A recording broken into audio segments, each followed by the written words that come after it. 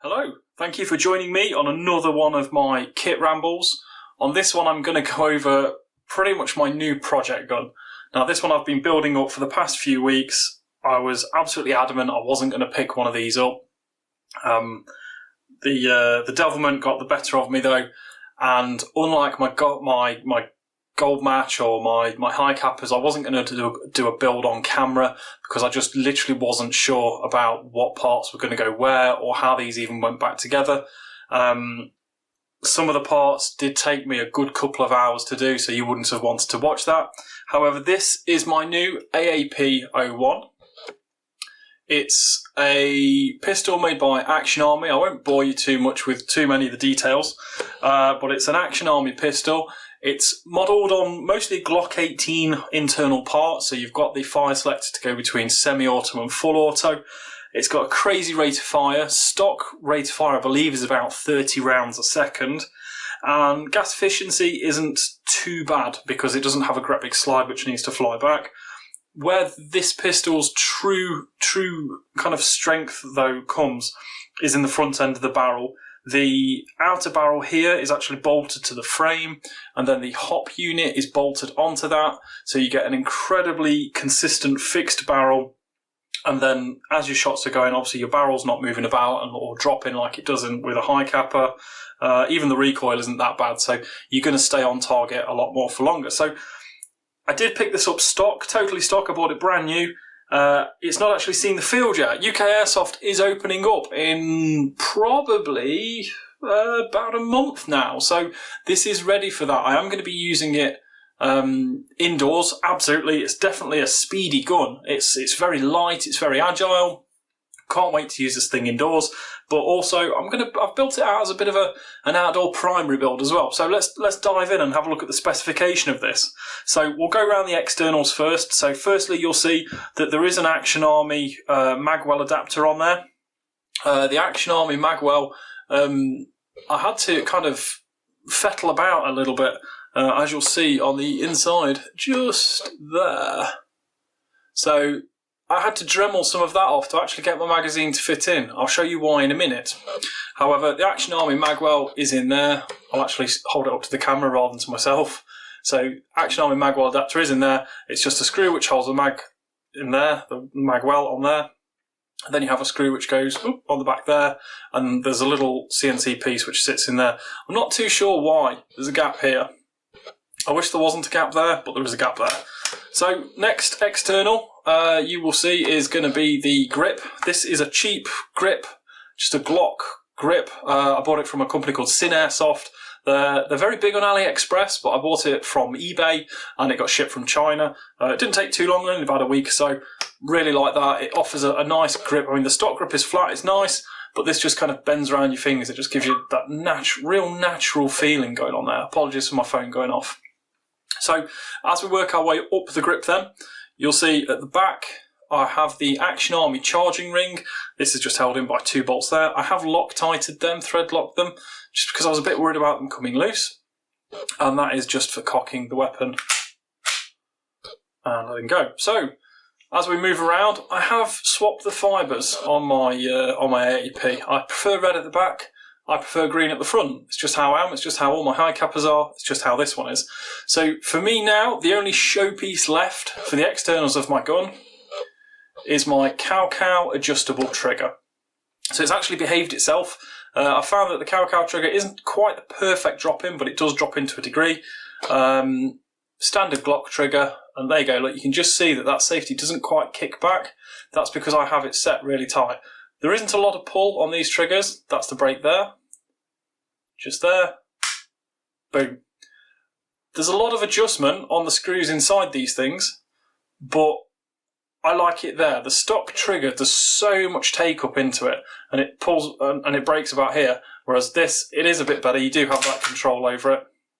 So you can see safety's just latched on. That didn't happen when I first put it in, so the screw has crept a little bit. Just click that, and then we'll just take that slack.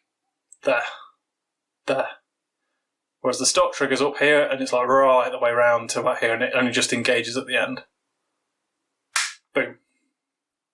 So, that's that's the outside of my AAP.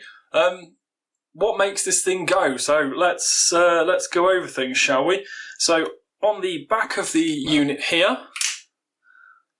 obviously you can't see them because they're in there. No, they'd be there, wouldn't they?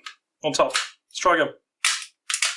So up here, on the recoil rod there, I have put in a 140% recoil spring. That's I think it's brands like C&C or Tac or something like that. 140% AAP recoil spring. That was off eBay. That was about £12 delivered. So that just gets the BBU coming back that little bit faster. It's a bit nicer if you run higher pressure gas. It just means that it doesn't quite thump as hard when it gets to the end. It just takes that pressure off a bit faster and then returns it that bit quicker. I have short stroked it by one slither, I want to call it. Some kits come with large ones and small ones. Some come with like a graded system, and some are just a load of fat ones. This has one fat one in. I tried it with more, and it was misfeeding like mad. So I don't know if that was because it was new, because we still had to get stuff bedded in. But long and short of it, I've had to use just one to get it going. They're really easy to fit. Short stroke in, no problem. You just pull the rod out, clip it on, in it goes. Recoil spring is in there. What I have done, I have installed a Hi Capa Nozzle return spring. The standard nozzle return spring isn't great. A load of the guys on the forums tend to use Bic lighter springs. That's not for me. I had an AIP Hi Capa one's hand, so I threw that in, and the nozzle is incredibly fast. I mean, what I'll do for you, I will take it down. Just up there. So you'll see as I pull it back, the nozzle there, the nozzle action is so fast. He says, can't do it properly. Nozzle's really quick. Really happy with that. Flip it over. As you'll see that, there you go, look. Boom. Get a really good seal into my booking. Going down into the booking, we have my hello. We have my tried and tested Decepticon 70 degree. I've gone with a Hadron H plate because they just fit so nice in the hop-up arm of these things. The hop-up unit, it's worth saying, is a bloody good design, significantly better than the Hi Capas. On the Hi Capas you just have the 2 screws which hold the chamber together. On this you have 4 screws which really clamp that chamber together around your booking, around the barrel. And then that is then bolted down, and then that's all bolted down again. So top marks of that, it's going to be immensely accurate because of that. But as we follow down the gun, Decepticon H plate, yes, there is some PTFE. I do it just to make sure that the seal is there. And then what we'll do, we'll just whip this end cap off just for a bit of clarity. And then if the camera will focus up, hello. There we go. You'll just see there. That is a PDI 601 AAP barrel. 129mm. So it sits just shy of the end of that. I love my AAP. I love my PDI barrels. PDI is what I run in everything, and I mean everything. Hi Capas, I run it in. This I'm running it in. My SRS, which I'm yet to do a video on, I run it in. And my G&G Polar Star build, I run PDI barrels. They are simply fantastic. Not quite edgies, but they're brilliant. And I think that just about wraps up the internals for this thing. Everything else is stock. Obviously the CowCow trigger there. It is an adjustable trigger. When I get it in there, there is, you may just be able to see a little screw down there. If you can't, don't worry about it. I can never find it either. And that's just to adjust it. So then, what I mentioned more towards the start of the video was that I dremeled away at the inside of my Magwell there. So that's a retail that I got that from Airsoft World for £35. Which I think at current rates like $50 or $60 maybe. and probably about 40, 45 euros, something like that. And I dremeled the hell out of the inside of it. And that's because, as much as I love this thing, I bought it with a purpose. It's very fast, it's very agile, it's going to be my CQB gun. That's why. So that we can get that primary airsoft adapter in there. Now, from what I've seen so far, I've not seen anyone else run a Magwell with a primary adapter. And if you're watching this, if you are researching how to do an AAP-01 with a Magwell and a primary adapter, here's a really nice hint. Dremel the cheapest bit.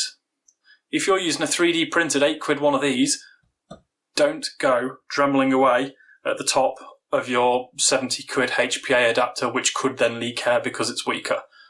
Dremel the cheap bit, and if you do wreck it, you can throw it away and you can try again. 2 of these cost 1 of those. Simple maths. But that's it. So overall, I am really, really happy with this. It's fast, it's light. I quite like the look of it. It's a bit of a blacked out build look. Yes, I've got the red trigger in there. I just needed to have something stand out. I was going to go for some red bits and bats, but I actually quite like the whole dark look. Matches with my golden match a little bit. So there you go. That is Steve's AAP build in a nutshell. Hopefully, I'll see you on the field in the not too long future. And fingers crossed you won't be going against it, because it's going to be a wrecker. Catch you in the next one.